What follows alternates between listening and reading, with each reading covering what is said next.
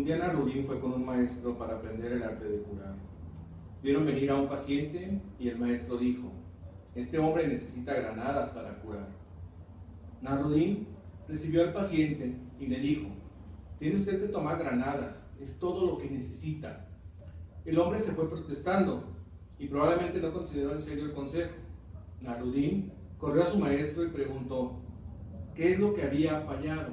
El maestro no dijo nada y esperó a que de nuevo se dieran las circunstancias. Pasó un tiempo y el maestro dijo de otro paciente: ese hombre necesita granadas para curar, pero esta vez seré yo quien proceda. Le recibió y se sentaron, hablaron de su familia, de su trabajo, de su situación, dificultades e ilusiones. El maestro, con aire pensativo, expresó para sí mismo: para lograr algo necesitarías algún fruto de cáscara dura, anaranjada y que en su interior contenga granos jugosos de color granate. El paciente interrumpió exclamando: granadas, ¿y eso podría hacerme mejorar? El paciente curó y Narudín tuvo una ocasión más para aprender. El remedio es la mitad de la cura, la otra mitad es la actitud de aquel a quien se cura. Muy buenas noches, bienvenidos todas y todos a Esquemas de la psicología en su máxima expresión. Hoy nos tocó estar transmitiendo de noche. Bueno, trataremos de implementar una sección que se llama Es Jueves y Toca, y que bueno, nos estará de alguna manera permitiendo poder transmitir en el horario nocturno. Nos hemos dado cuenta que las personas, bueno, en ocasiones también necesitan pues tener un tiempo para poder contactarnos en la parte nocturna y que nos pudieran ver en vivo. Hoy nos toca transmitir Esquemas de la psicología a su servidor. Hoy no nos acompaña nuestra psicóloga de cabecera, Ana Laura Telles Martínez. Y bueno, esperemos que les guste esta nueva propuesta. Seguimos seduciendo la atención de nuevos seguidores, pero sobre todo nos vemos favorecidos con el apoyo de los que ya lo son, como ha sido cada transmisión anterior, y es para nosotros un placer mencionar que mantenemos un promedio de aproximadamente 250 retransmisiones. Gracias por su tiempo, por su disponibilidad y sobre todo por compartir nuestro perfil.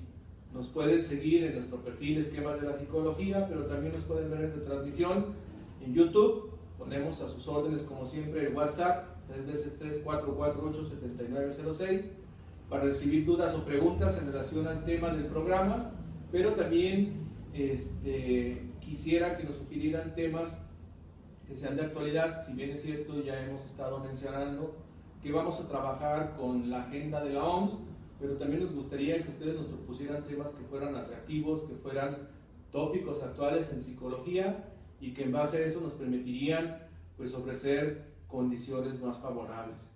El tema del día de hoy estaba programado trastornos de la conducta alimenticia, si mal no recuerdo, como habíamos quedado, que es la conducta alterada ante la ingesta alimentaria, comportamientos para el control de peso.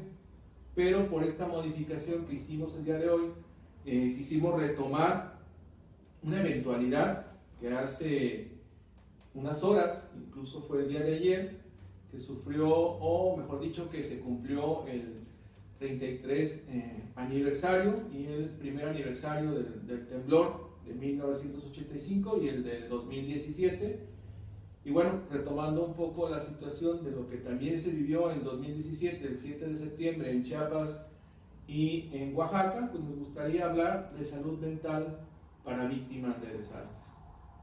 Quisiera iniciar hablando un poquito de la situación que se vivió a partir de lo que planteaba Narudín. Sí, efectivamente, en ocasiones las personas necesitan tener esa disposición, esa condición adecuada para poder de alguna u otra manera acceder al tratamiento. Y eso lo vivimos en el día a día, no solo en la práctica clínica, sino lo vemos con las personas que son nuestros familiares, nuestros amigos, incluso nuestros pares, personas que no sabemos quiénes son, pero que los vemos en el día a día, que tienen como esa resistencia a recibir algún tipo de tratamiento, ya sea psicológico, sea médico, sea de cualquier índole. Entonces, de alguna u otra forma buscan evadir las circunstancias, y si no hay esta convicción y sobre todo si no se da la apertura por parte del usuario de nuestros servicios, pues probablemente muchas de nuestras acciones van a quedar limitadas. La pregunta sería, ¿por qué hablar de salud mental en víctimas de desastre? Bueno, como ya lo mencionábamos en este momento, queremos hacer un reconocimiento a todas esas personas que participaron en brigadas de apoyo, las personas que fueron a Chiapas, las personas que atendieron las necesidades de las diferentes entidades, como lo fue en Oaxaca, como lo fue posteriormente en Ciudad de México, sobre todo en el Estado de México, donde hubo algunas problemáticas, en el Estado de Morelos y en algunos otros lugares, en el Estado de Puebla, donde también de alguna u otra forma se presentaron condiciones poco favorables y que necesitó del apoyo de todos los mexicanos. Creo que es plausible esta acción que realizamos todos en pro de nuestros hermanos, pero sobre todo hablar de salud mental para víctimas de desastres es hablar de damnificados, es hablar de daños estructurales, es hablar de la competencia que debe de tener un profesional para poder acceder a este tipo de atención.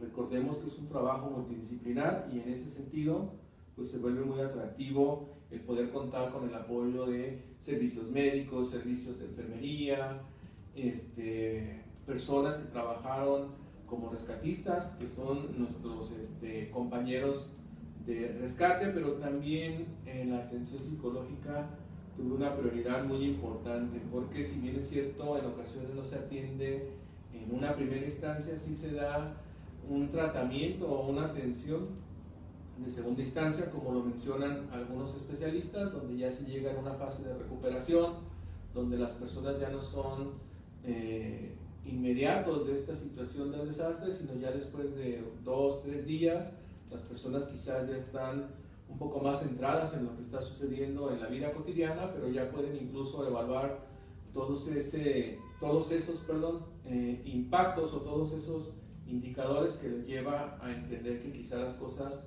no son tan favorables.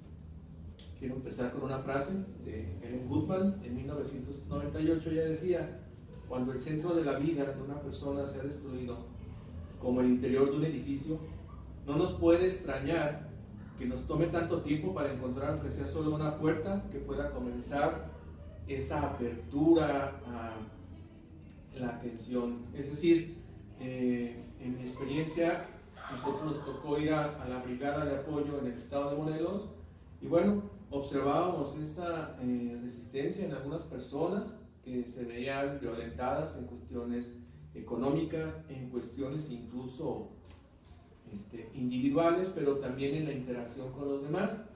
Si bien es cierto, los desastres, ya sean naturales o causados por el individuo, que son eventos aleatorios que crean un caos, esto produce destrucción de vida, de estilos, incluso estilos de vida, hogares, negocios.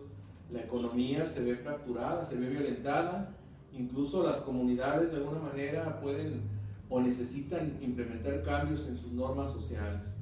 Por ahí algunos profesionales ya lo habían comentado. La primera estrategia ante este estímulo pues es asistir de alguna u otra manera a las personas damnificadas. En este sentido, lo que se busca es restablecer el orden y atender sus primeras necesidades, como lo puede ser el alimento, la vivienda, el agua, el abrigo, y sobre todo reestructurar lo que quedó de su estilo de vida. Muchos de los profesionales pues han tratado de trabajar en los últimos años para dar respuesta a estas necesidades, eventualidades en nuestro contexto nacional, sobre todo en nuestro contexto estatal, como las explosiones del 22 de abril, algunos huracanes que se han presentado a nivel nacional, pero también a nivel internacional, pues tsunamis o cosas por el estilo, que han dado evidencia de que en algunas ocasiones nuestro trabajo, nuestras estrategias de implementación, sobre todo en estas necesidades, pues se ven limitadas porque carecemos de mucha información. También, no obstante, cada desastre pues posee características particulares, y la respuesta, aunque es universal por parte de las personas, en algunos momentos no alcanza a subsanar todas esas pérdidas y esos cambios que se generan dentro de los contextos. También es muy importante establecer los objetivos de la ayuda para las personas que son damnificadas. Si bien es cierto, en algunas ocasiones, pues sí, se brinda el apoyo, ya sea a nivel internacional, ya sea a nivel estatal, ya sea a nivel incluso por parte de los mismos pares que tienen las condiciones para favorecer a los que están de alguna manera necesitados, pues en ocasiones los recursos no son bien orientados. Entonces lo que se busca es establecer protocolos para poder generar el beneficio a todas necesidades, sobre todo este tipo de población. ¿Cómo podríamos establecer esos objetivos de ayuda a las personas que son damnificadas? Pues aumentando la comprensión de la persona ante esta situación de lo que pudiera causar como estrés, es decir, el efecto que le pueda generar y la respuesta que pueda utilizar como apoyo. También debemos de reducir a un mínimo el impacto del trauma. Habrá que recordar que se pueden presentar situaciones como una reminiscencia, sobre todo en cuestiones de esta situación de terremotos donde las réplicas en algunas ocasiones son constantes, y entonces eso puede llevar a tener incertidumbre en las personas que fueron de alguna manera violentadas.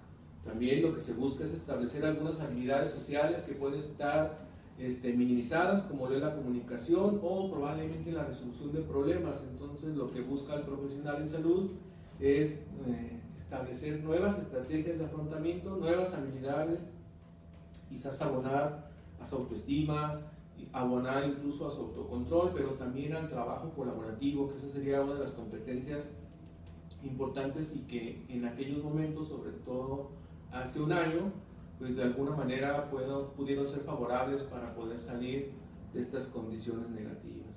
También se busca restablecer la adaptación y funcionamiento social en el marco de los sistemas de atención. Tenemos que buscar cómo gestionar de alguna manera todos los recursos, pero sin llegar a meternos en la burocracia, es decir, que alguien sea el que guíe las condiciones para poder atender este tipo de desastres y sobre todo este tipo de necesidades dentro de los desastres para que pueda ser una atención eficaz y eficiente. Se busca también establecer la adaptación y el funcionamiento social en el marco de los sistemas de atención. Habrá que recordar, en mi experiencia cuando fuimos al estado de Morelos, no solo era la necesidad de la atención inmediata que precedía el problema, sino también las condiciones que ya se daban en ese mismo contexto, es decir, ya existía inestabilidad económica, existía precariedad, necesidades de atención, incluso situaciones de falta de comunicación entre los mismos pares. Y creo y estoy convencido que este tipo de acciones que se implementaron por parte de los pares pues fue bastante favorable porque nos permitió reconocernos como hermanos, como iguales y darnos esta cuestión de la solidaridad. También se busca promover y fortalecer las relaciones con otras comunidades afectadas y poder evaluar cuáles han sido los daños, pero también cuáles son las condiciones favorables que puede ofrecer otra comunidad acorde a las necesidades de los que están cercanos a ellos, o incluso de los que están cercanos, ya no hablando de los municipios, sino de los mismos estados, como fue el caso, vuelvo a repetir, Puebla, Morelos, el Estado de México, incluso Oaxaca, y ya un poco más lejano, Chiapas. Pero también pues, se busca de alguna manera establecer acuerdos que puedan eficientar este tipo de acciones. Se busca trabajar conjuntamente con los organismos de la comunidad para facilitar la vinculación de los recursos con los damnificados, pero sobre todo orientarlos para que sean muy bien aprovechados. Promover y mantener el propósito de la resolución de la crisis, pero sobre todo adaptarnos a los cambios que pueden presentarse en ese mismo momento. Vuelvo a hacer énfasis en la cuestión de las réplicas. En ocasiones las personas presentaban esta incertidumbre. ¿Por qué? Porque las réplicas eran constantes, algunas eran de una intensidad baja, pero otras eran de una intensidad significativa que los ponía obviamente en duda.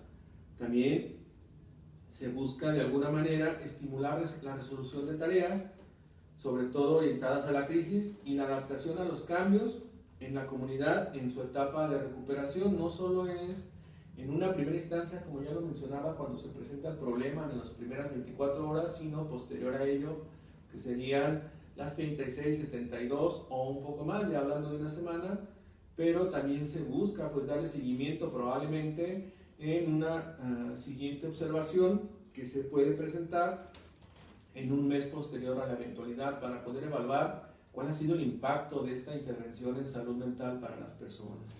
Y bueno, entre otras cosas, podríamos determinar cuál es el concepto de damnificado. Para algunos autores, el damnificado pues es la persona, es el individuo, familia afectada por el desastre y sus consecuencias. Son esas víctimas del desastre que han experimentado un evento inesperado y estresante que puede deteriorar o no su capacidad de adaptación.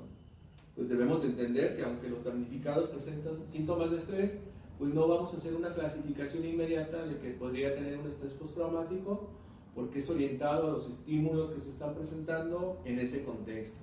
En este sentido, debemos de entender que nuestros damnificados son susceptibles a las reacciones físicas y psicológicas de alguna manera que se va a presentar acorde a su vulnerabilidad, ya sea como resultado de la experiencia traumática, ya sea por factores de riesgo significativos que están en el mismo contexto, o que incluso se dio el caso, esta cuestión del apoyo de las redes sociales, pero que en ocasiones había desinformación y que eso podía generar de alguna manera ciertos niveles de incertidumbre, que nos llevaría a presentar situaciones de crisis. También lo que se busca es cómo sus habilidades de respuesta han sido vulnerables o sea, han sido violentadas en relación al contexto como consecuencia del desastre. Debemos recordar que los grupos vulnerables pueden ser los adultos mayores, las niñas, los niños, personas con discapacidad, e incluso en algunas ocasiones pues, se da una discapacidad adquirida. Pero bueno, la pregunta sería, ¿qué habilidades debería de contener el personal que apoye a estos damnificados? Bueno, pues algunos especialistas en el tema mencionan que es la capacidad para evitar que el damnificado se vuelva dependiente, es decir, cuando uno va a dar la atención tiene que establecer el acuerdo de que solo va a estar por unos días, que lo que va a buscar es regresar en un mes para poder observar o analizar o evaluar el impacto de esa atención, pero que en su momento probablemente sea solo una intención de 2 o 3 días, si es que esto se da el caso, y si no, sería una intención de primera instancia, es decir, se hace la contención, pero también se hace o se establece el criterio de que muy probablemente no nos vamos a volver a ver. Se busca también generar o tener la habilidad para aceptar que los damnificados no sienten que necesitan apoyo. ¿Por qué? Porque pueden estar en una etapa donde están molestos, donde están con cierta incertidumbre, incluso están pues de alguna manera confusos en el sentido de qué va a suceder con lo que sería su futuro inmediato, sobre todo cuando fue violentado su proyecto de vida. También se debe tener la habilidad para ayudar al damnificado de manera eficaz y eficiente y poder eficientar los recursos que en ese momento se le están ofreciendo. Se busca tener también facultad para adaptar la conducta del profesional en salud a los valores culturales del contexto, es decir, escuchar a las personas acorde a sus necesidades y no querer cambiar ninguno de sus puntos de vista, a excepción de que haya situaciones que se estén dando donde la persona esté de alguna manera entorpeciendo el proceso propio de la cuestión psicológica o de la atención que se le esté brindando. Se debe buscar también evitar a toda clase, establecer etiquetas, es decir, no vamos a poner ningún trastorno, no vamos a hacer ningún diagnóstico, salvo que sea necesario y que sea precedido a situaciones previas al desastre. No prometer solucionar todas las necesidades del damnificado, ¿por qué? Porque muy probablemente lo vamos a ver muy simple y le vamos a ofrecer apoyos que quizás no vamos a lograr satisfacer. Entonces lo que se busca es una atención inmediata, una intervención de primera instancia que dé contención y que le permita obtener nuevos recursos de afrontamiento. Se busca también la competencia para hacer comprender a la población de los alcances y límites del programa de intervención, es decir, entender que en ocasiones problemas de la burocracia pueden llegar a entorpecer este tipo de condiciones y que uno debe de apegarse a lo que el protocolo determine, es decir, la institución nos va a ir marcando, porque trabajamos bajo una institución, nos va a ir marcando hacia dónde orientar nuestras acciones y hasta dónde está nuestra limitancia. También es muy importante mantenerse neutro ante las necesidades emocionales del damnificado para no perder la objetividad y querer subsanar situaciones que no son de nuestra competencia. Otra de las competencias importantes sería la capacidad de adaptarnos a los cambios que se propongan por parte incluso de las mismas instituciones gubernamentales o incluso de otros organismos que tengan el control en ese momento o que hayan tomado como tal la estafeta de relevo para poder controlar ciertas situaciones. Y finalmente, otra habilidad sería adaptarnos a los objetivos que pueden establecer otros organismos ya no de índole nacional, sino también de índole internacional, donde los cambios pues, se pueden dar y nos puede sorprender que nos digan que nosotros ya no vamos a determinar ninguna situación y nos debemos de apegar a las normas que ahora ellos estén estableciendo. Esto lo dicen algunos estudios realizados sobre todo por un autor que se llama Cohen, que en 2010 él realiza un libro con el cual se trabaja este tipo de proyectos, este tipo de procesos que nos permite pues tener una metodología más abierta con la que pudiésemos atender las necesidades de nuestros damnificados. ¿Qué es lo que tenemos que mantener como atención? Pues también podemos trabajar procesos de duelo, que si bien es cierto hay algunos profesionales que ya en su avance del estado del aprendizaje, pues ahora les permite comprender que ya no existen las etapas del duelo, pero bueno, para algunos que todavía mantenemos esa condición o ese marco de referencia, pues bueno, debemos entender que se puede pasar por estas etapas donde la persona habrá de negar la circunstancia. ¿Cuáles eran los duelos más comunes en ese momento? Y lo comento porque tuve la oportunidad de poder asistir al estado de Morelos y observar dentro de la misma práctica cuáles fueron las demandas, cuáles fueron las necesidades, incluso cuáles fueron las limitantes. Entre ellas era la destrucción de bienes materiales. Las personas estaban confundidos porque obviamente habían perdido su casa, porque probablemente no perdieron su casa, pero había daños estructurales significativos donde implicaba que su casa la tenían que demoler o que en el mejor de los casos su casa tenía daños estructurales mínimos, pero que había que hacer una evaluación previa para poder de alguna u otra forma dar el aval para que pudieran pues de nuevo reingresar a sus hogares. Otro de los procesos que se estuvieron presentando como un duelo era la pérdida probable de seres queridos y bueno, eso en ocasiones es inevitable dependiendo del daño que esto haya producido pues el mismo desastre, sobre todo del contexto. En Ciudad de México pues bueno, los decesos fueron significativos, fue algo más impactante a diferencia de como lo fue en algunas entidades, pero bueno, esos son los duelos que se presentan. En mi experiencia en el estado de Morelos, pues la pérdida de los familiares no fue tal o no fue tan de gran impacto, pero fue significativa sobre todo para quien sufrió estas pérdidas. Otro de los duelos en los que estaban de alguna manera vinculados era el desequilibrio económico que se estaba dando. Vuelvo a hacer hincapié, ya venía precedido de situaciones de inestabilidad económica, pero también de alguna u otra forma se estuvo o se vio vinculada esta situación a lo que produjo el mismo evento.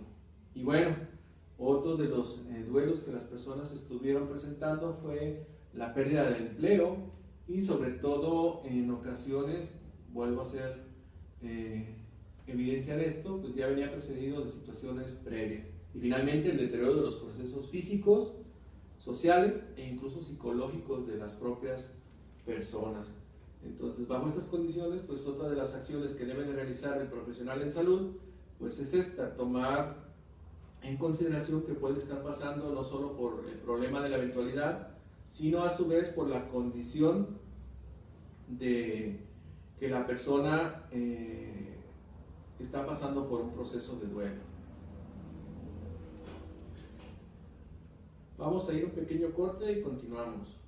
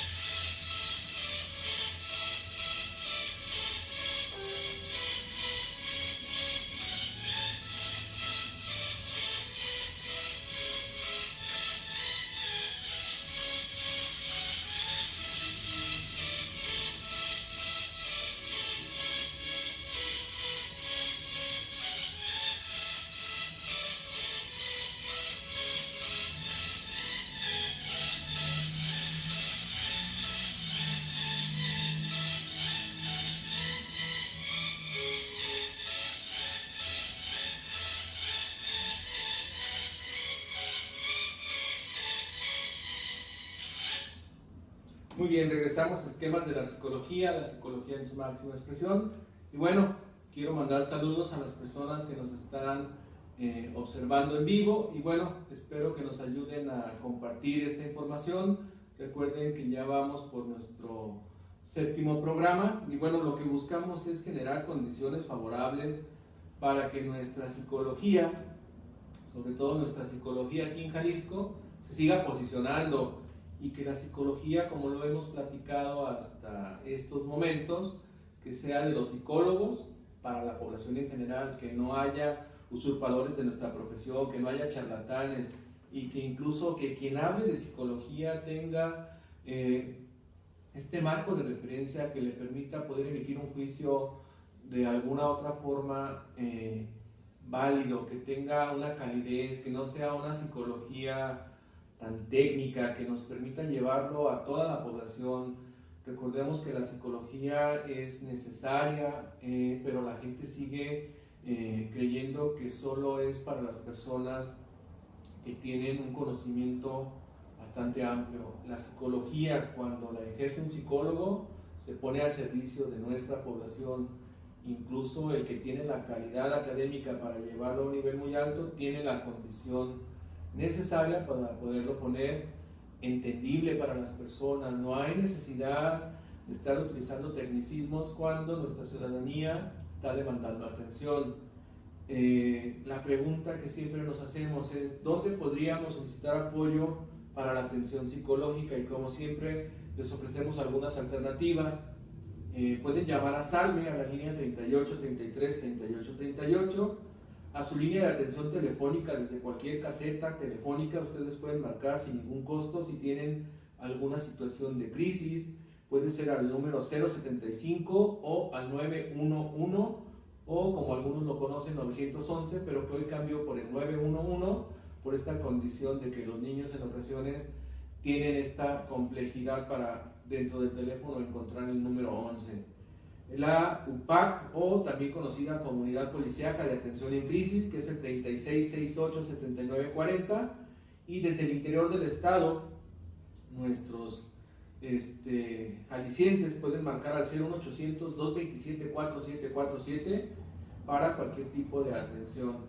Al Centro Universitario en Ciencias de la Salud están nuestras clínicas CAPIC, las clínicas de atención psicológica integral para el bienestar, donde ustedes pueden marcar al 1058-5200, extensión 33756. O en el mismo centro universitario, si ustedes tienen necesidad de hacer una evaluación o diagnóstico, pueden marcar al departamento de evaluación, que es extensión 33830 con el mismo número 1058-5200. O también pueden marcar a Red Ciudadana, que cuenta con CECEPCO, que es el Centro de Servicios Psicológicos para la Comunidad, al 3342-0261 o 3342-0262. Pueden marcarnos también a Impulsando Motivos al 1523-2189, donde dan una atención integral y una atención psicológica de muy buena calidad. También pueden marcar esquemas de la psicología en la clínica al 3x3-448-7906, donde podemos dar también atención a sus necesidades en la consulta privada. Bien, regresando a nuestro tema, la salud mental para víctimas de desastres, nos quedamos en esta situación del proceso de duelo, donde las personas pueden estar pasando por una situación de enojo y que se le permite estar enojado y que incluso se debe de buscar llevarlo a que la persona pase por una situación de tristeza, donde en base a este tipo de situaciones pueda asimilar la problemática. No implica que tenga que llorar, pero sí tiene que asimilar la situación, le tiene que doler. Es muy típico cuando la persona le pregunta, ¿cómo estás? Y te dice, pues me siento mal. Y uno es como muy dado, no te preocupes, no pasa nada. Claro que pasa, duele, estoy jodido, me siento mal, tengo que externarlo, aunque no necesariamente lo tenga que llorar, pero sí necesito vivirlo, porque cuando nos cerramos a situaciones de duelo, muy probablemente las personas se cierran no solo a la emoción de la tristeza, sino a la emoción del amor, a la emoción de la alegría, a la emoción incluso de la ansiedad, que es, la ansiedad es inherente a todo ser humano y nos permite dar respuesta adecuada a los diferentes estímulos, ya sean estímulos externos o estímulos internos, como lo puede ser nuestros pensamientos o incluso nuestras mismas respuestas fisiológicas. Pasando a otra situación, debemos de entender que las personas cuando están en una situación de eventualidad, como lo fue el proceso mencionaba de hace 33 años y de hace un año de los terremotos, hace 33 en Ciudad de México y en algunas otras regiones, hace un año como lo fue el 7 de septiembre en Chiapas, en Oaxaca, en el estado de Morelos, en Puebla, o como lo fue el 19 de septiembre en las diferentes entidades que ya he mencionado. Pues debemos de entender que las personas pueden pasar por una situación de crisis. ¿Cómo definimos en esquemas de la psicología la crisis? Pues la crisis psicológica ocurre cuando un estresor desborda excesivamente la capacidad de la persona para manejarse de un modo usual ante una dicha circunstancia y responde con una conducta de tipo adaptativa, es decir, la persona busca las condiciones más propicias para dar respuesta a las necesidades inmediatas. Puede ser que en ocasiones nos guste o no la respuesta por parte de las personas, pero la respuesta que aprendió es su recurso de afrontamiento y muy probablemente no sea agradable para el entorno, pero para la persona es el recurso con el que cuenta. Si se desborda esta situación de respuesta, pues muy probablemente va a traer una situación de crisis y que incluso lo puede llevar a esta cuestión de bloqueo. Por eso, cuando hablamos de cuáles eran como Los objetivos de la intervención pues es esto, tratar de buscar establecer nuevos estilos de afrontamiento, entre ellos la resolución de problemas, fortalecer su autoestima porque se ve vulnerable, porque se ve lastimada, incluso el autocontrol, como ya lo habíamos trabajado o ya lo habíamos mencionado. Las personas en ocasiones se alteraban por el simple hecho de percibir o de darse cuenta que estaban presentando réplicas en otros contextos. Bien, ¿qué más debe de implicar este tipo de circunstancias? Bueno, pues comprender que si hablábamos hace rato de una intervención de primera instancia, la asistencia inmediata, pues es una intervención de orden informal que se puede dar de una sola sesión y que puede ser en cualquier contexto. En el caso de nosotros, que fuimos al estado de Morelos, incluso tuvimos que implementar acciones en espacios informales, incluso en el centro de la plaza, como lo fue en su momento, y que era necesario incluso asistir a las personas en sus mismos hogares porque existieron personas que por una condición de enfermedad o alguna discapacidad no podían salir de su hogar y bueno, se tenía que dar la asistencia en los propios hogares. Eso nos permitió pues poder observar situaciones como lo dicen ahí, la transversalidad o multidisciplinariedad, donde trabajamos psicólogos, médicos, enfermeras, y que se le dio una asistencia eficaz y eficiente a las personas que de alguna manera lo requirieron. También es importante entender que se realiza por un profesional, el cual cuenta con competencias profesionales para realizar una observación en el sentido de evaluar y de poder pasar del mapa al territorio, es decir, poder tomar decisiones en relación a las necesidades de las personas que nos permitan obviamente tener un impacto significativo para la solución del problema y sobre todo ofrecerle nuevas alternativas de afrontamiento. Si hablamos de una intervención de segunda instancia, pues obviamente se busca la restauración de la crisis, darle seguimiento al proceso y en este caso vincularlo con personas que le puedan dar este seguimiento. En el caso de nosotros como brigada de la Universidad de Guadalajara, pues no fue simple porque tuvimos que regresar a nuestro estado y ya no le pudimos dar la continuidad necesaria, para que las personas pudieran recibir un tratamiento, pero de alguna manera vinculamos este tipo de circunstancias con los profesionales en esos contextos. ¿Quién puede solucionar estas necesidades? Pues obviamente los DIF municipales, los organismos inmediatos, organismos estatales o incluso los organismos nacionales. ¿Cuál es el objetivo de esta intervención de segunda instancia? Pues lo que busca es que el incidente respectivo se integre a la vida cotidiana, pero que también obtenga pues, el beneficio de responder de una forma quizás nueva, pero que sea eficiente. ¿Qué es lo que buscamos o qué es lo que debe de tener el profesional? Pues bueno, su mayor competencia es el hacer entrevistas. Las entrevistas van bajo este orden de tener un cuidado con el espacio interpersonal entre dos personas que no se conocen, entre un profesional de la salud y sobre todo hacer las preguntas pertinentes, porque si nos equivocamos al momento de preguntar podemos incluso violentar la interacción con esa persona. Recordemos que la persona está susceptible, está vulnerable y ha sufrido una eventualidad. ¿Qué pasa con esto? No podemos llegar y preguntar o decir, hola, buenos días, ¿cómo estás? No. El buenos días nos lo puede responder con situaciones de humor que puede utilizar como recurso el sarcasmo y lo que está generando es una respuesta de ¿qué tienen de buenos? ¿Cómo estoy? Jodido. Entonces uno debe de comprender que las palabras pueden cambiar incluso la visión de la atención. Debemos de implementar acciones que nos permitan darles apertura a la persona para que nos pueda de alguna manera transmitir sus necesidades y nosotros como profesionales ofrecer alternativas para mejorar no solo su necesidad, sino que de alguna manera impacten su calidad de vida. ¿Qué es lo que debemos de hacer como tal? Pues tenemos que mantener una visión global con la cual vamos a lograr analizar sus necesidades, reflexionar sobre los puntos de vista que él tiene sobre el hecho, pero también sobre lo que nosotros le estamos planteando. Sintetizar, llevar de la generalidad a la particularidad, cuáles han sido incluso sus estilos de afrontamiento y cuáles son sus posibles resultados, incluso preguntarle si se ha dado cuenta que el resultado no es el más satisfactorio. También nos permite diferenciar entre si se está presentando una situación de estrés o una situación de duelo o qué tipo de circunstancias se están presentando.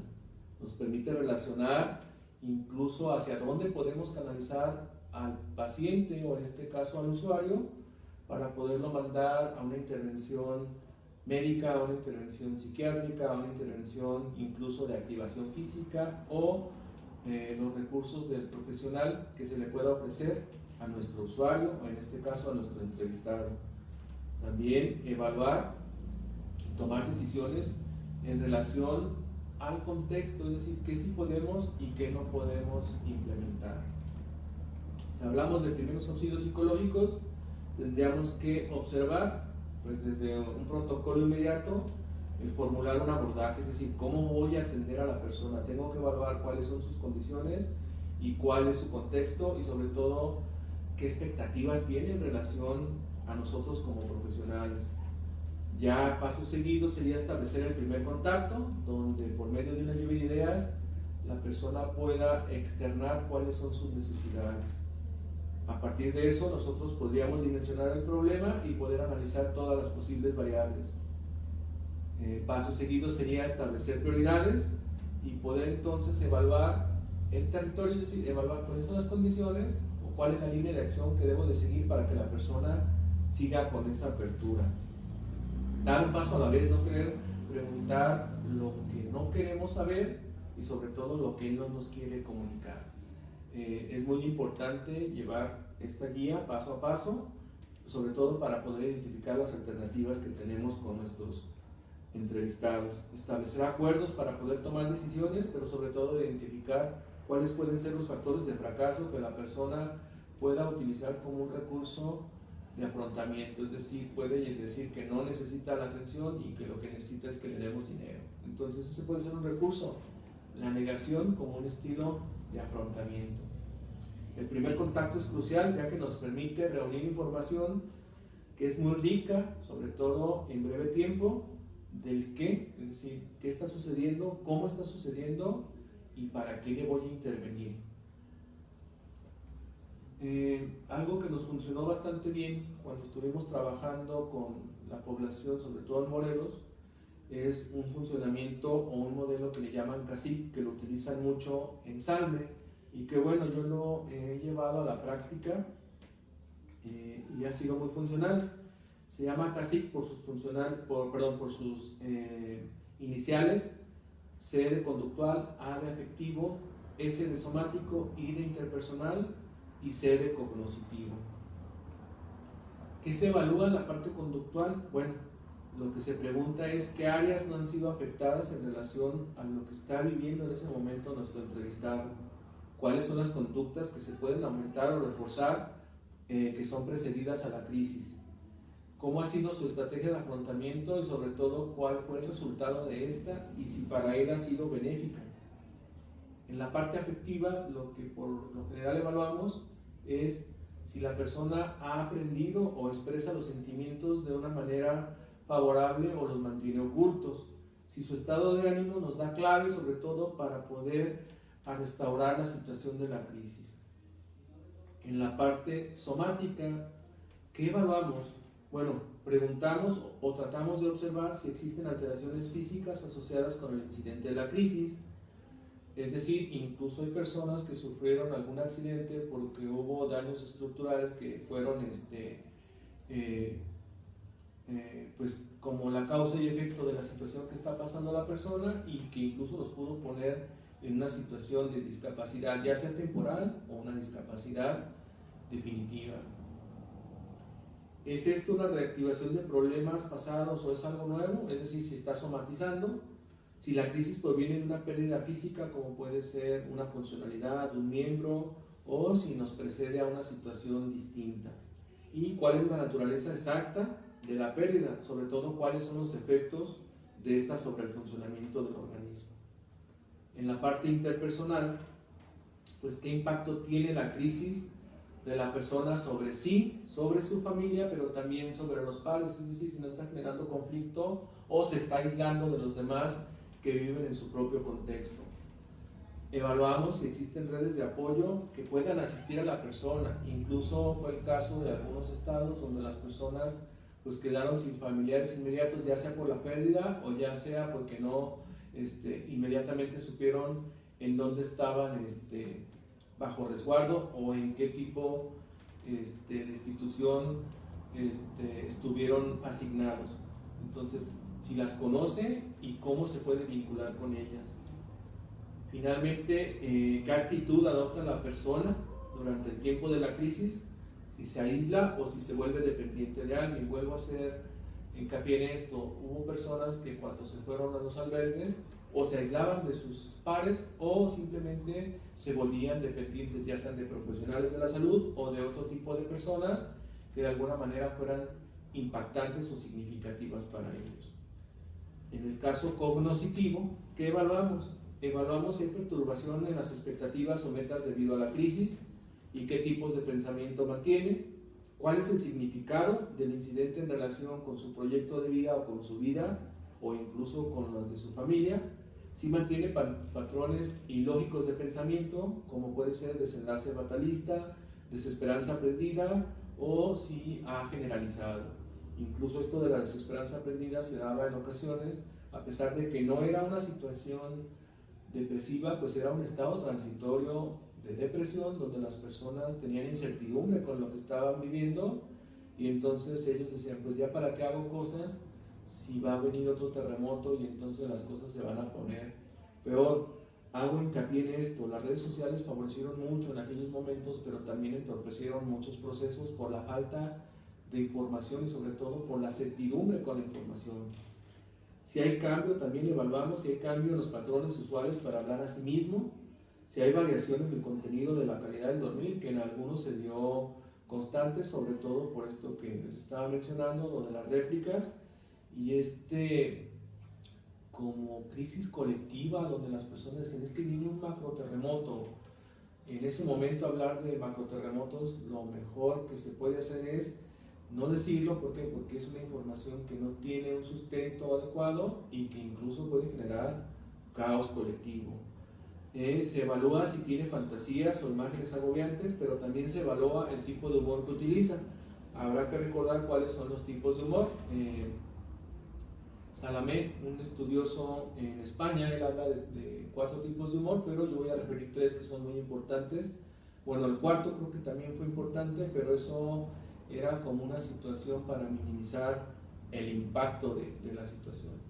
Utilizamos el humor chistoso, el humor sarcástico, el humor negro y en ocasiones el panfleto, que es esta cuestión que precede a los cómics o que hoy se le conoce como el meme, donde de alguna manera tratamos de eficientar nuestros recursos, pero sobre todo de minimizar el impacto que puede ser aversivo para nosotros. Y bueno, en síntesis, lo que se busca es generar las condiciones favorables para la población, que no se vuelvan a presentar situaciones de desinformación, que los propios profesionales en salud logremos coadyuvar a mejorar las condiciones de nuestra población afectada, el coordinarnos, organizarnos para implementar acciones adecuadas que estén exentas de la burocracia y que nos permitan tomar acciones y decisiones correctas para la mejora continua de las necesidades inmediatas acordes a los desastres. No solo hay desastres en cuestiones de terremotos, también hay eventualidades como se ha dado a nivel internacional o a nivel nacional con los huracanes, como se dio en el estado de Jalisco en aquellas recuerdos negativos de las explosiones del 22 de abril de 1992.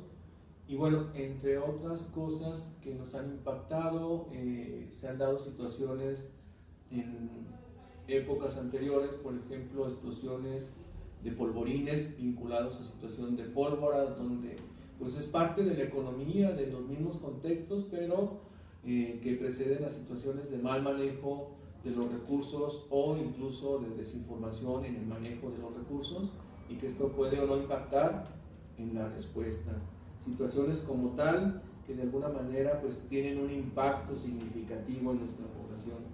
Quiero agradecer el apoyo y sobre todo a esta constante pues apoyo, vuelvo a ser reiterativo, que nos permite llegar hasta Uruguay con Juan Barreto, que es nuestro seguidor fehaciente y que siempre le mandamos saludos. Y que bueno, Juan, te mando muchos saludos hasta Uruguay, espero que estés bien. Agradezco a todos y cada una de las personas que nos han permitido darle seguimiento a este tipo de proyectos.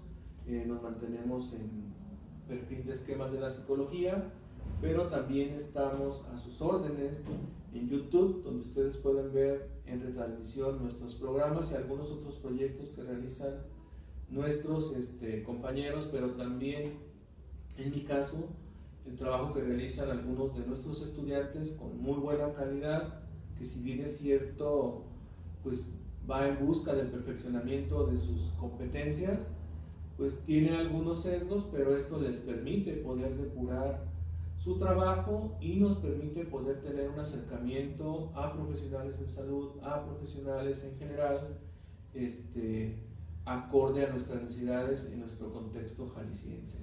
Bueno, sin más por el momento, me gustaría agradecer todo su apoyo y sobre todo pedirles que nos sigan permitiendo llegar a sus espacios y que de ahí también nos permitan, pues, compartan nuestro proyecto. El próximo jueves sería trastornos de la conducta alimentaria, ahora sí, sería exactamente el tema que habíamos planteado. Conducta alterada ante la ingesta alimentaria o comportamientos para el control de peso. Nos despedimos agradeciendo su atención y les invitamos a que nos sigan en el próximo programa, el 27 de septiembre.